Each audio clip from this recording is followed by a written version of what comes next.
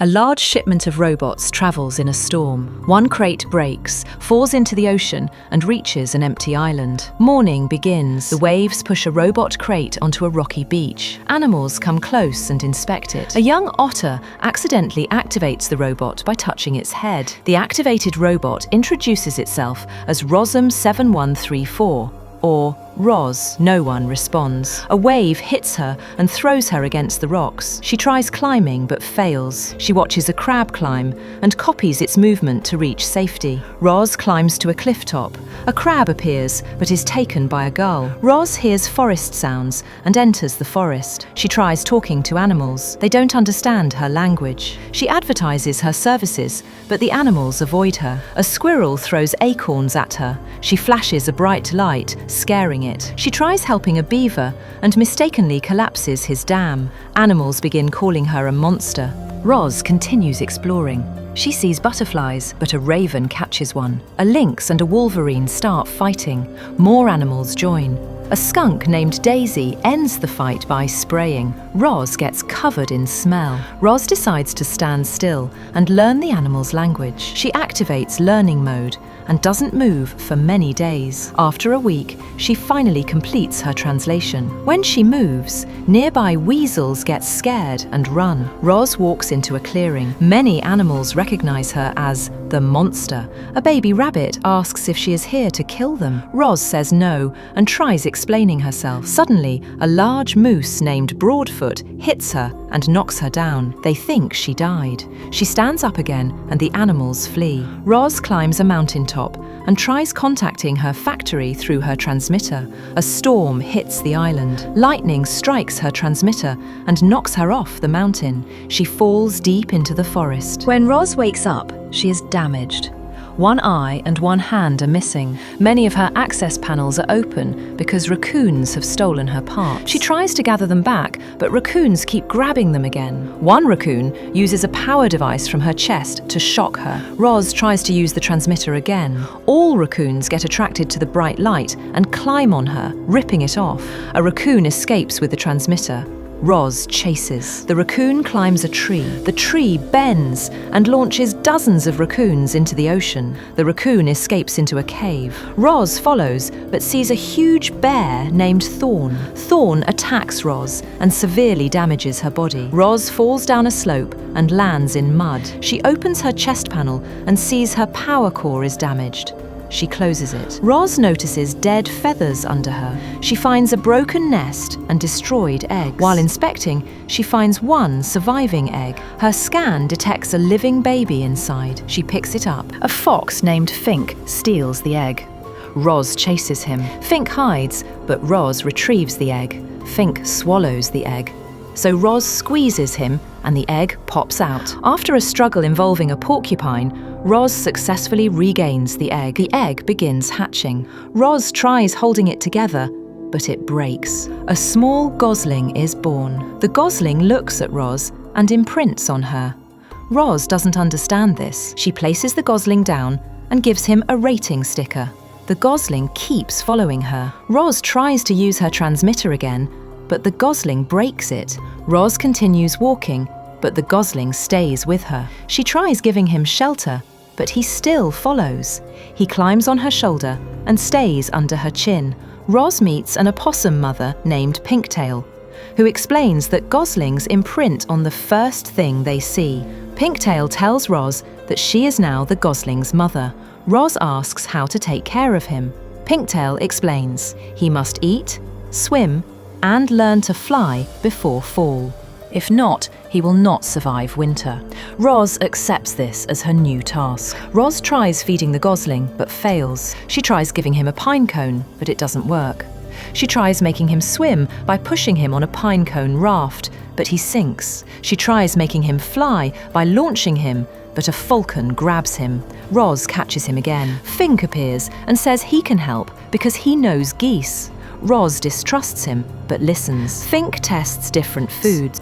He eats most of them himself, but eventually uncovers small bugs the gosling can eat. The gosling eats, and Roz marks eating as completed. Roz shows Fink her damaged power core and broken transmitter. Fink says the only solution is to steal parts from another robot, but Roz refuses. Fink explains that the gosling is a runt, smaller than normal, and might not survive long. Roz ignores this. Fink suggests eating the gosling to avoid future pain. The Roz grabs the gosling back and refuses. To keep the gosling safe, Roz and Fink build a lodge. The gosling helps by placing small twigs, and Roz allows it. They name him Brightbill. They create a sheltered home. At night, during a storm, Fink tells Roz to tell Brightbill a bedtime story. Roz doesn't know how. Fink improvises a story about a star sending a mother for a lonely gosling. Roz repeats parts of it literally, but Brightbill accepts it and sleeps. Over time, Brightbill grows. He imitates Roz's walking and tries talking like a robot. Other animals avoid him and run. Roz tries helping him blend in, but it doesn't work. They begin swimming lessons. The opossum babies gather to watch him fail. Fink pushes Brightbill down a slope toward the water. Brightbill splashes awkwardly, but manages to swim, using his wings wrongly. Roz checks off the swim requirement. Brightbill swims far away. Roz secretly sends her detached hand underwater to watch him. Brightbill reaches the far side of the lake where other geese live. A goose named Snowdown greets him. 3 larger geese named Honkington, Peck, and Feather bully him. They push him underwater and insult him. They say he doesn't belong and that Roz killed his real family. A large fish named Rockmouth attacks. Brightbill calls Roz. Roz rushes in but gets stuck between rocks. She throws stones to redirect Rockmouth until she runs out. Rockmouth almost eats Brightbill, but Roz's remote hand grabs the fish. Roz pulls Brightbill out and escapes to shore. Her leg breaks off during the struggle. Back at the lodge, Brightbill confronts Roz. He demands the truth. Roz admits she accidentally killed his family. Brightbill says she should have told him. He feels betrayed. He says she is not his real mother. He leaves angrily. Roz drops his nest into the ocean. Roz finds her shipping crate again. She finds pieces of old Rosum units along the shore. She enters a hidden cave filled with robot parts. She discovers many dead Rosum robots. One robot head boots up and plays an advertisement about Rosum robots living among humans. Roz assembles one damaged robot and names him Rummage. She tells him about her problem. Rummage inspects her and discovers she has overwritten her own programming. He says she is defective and must return to the factory. He offers a working transmitter. Roz goes to a mountaintop with the transmitter. Fink joins her. They see migrating geese practicing in the sky. Fink realizes Brightbill is running out of time. Roz decides not to return to the factory yet. She hides the transmitter and goes to find Brightbill. Roz and Fink approach Brightbill. He refuses to let them help him fly. Roz steps over him and says his survival is not negotiable.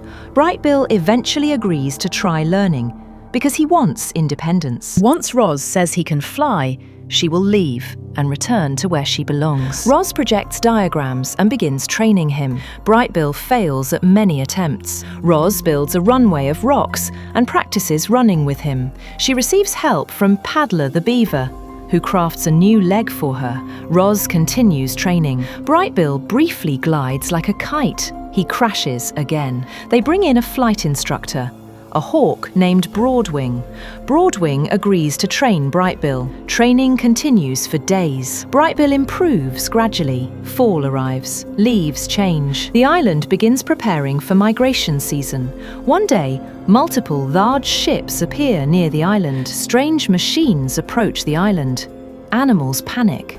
Roz realizes the robots are coming for her because the factory detected her signals. She tells Fink and Brightbill that the robots will harm the animals if she stays. Several advanced robots land on the island. They are identical Rosum models, newer and stronger. They march through the forest and disable any life in their path. The animals gather to defend Roz. Fink distracts the robots. The animals try attacking, but Roz stops them to avoid casualties. Roz is taken away by the robots. The robots escort Roz to a transport aircraft. Animals and Brightbill watch helplessly. Brightbill flies high for the first time and joins the migrating flock. The movie ends with Roz being carried away and Brightbill flying with other geese, now able to survive the migration. If you don't support this channel, these kinds of stories will slowly disappear, so at least give a like and subscribe. It genuinely keeps this channel alive.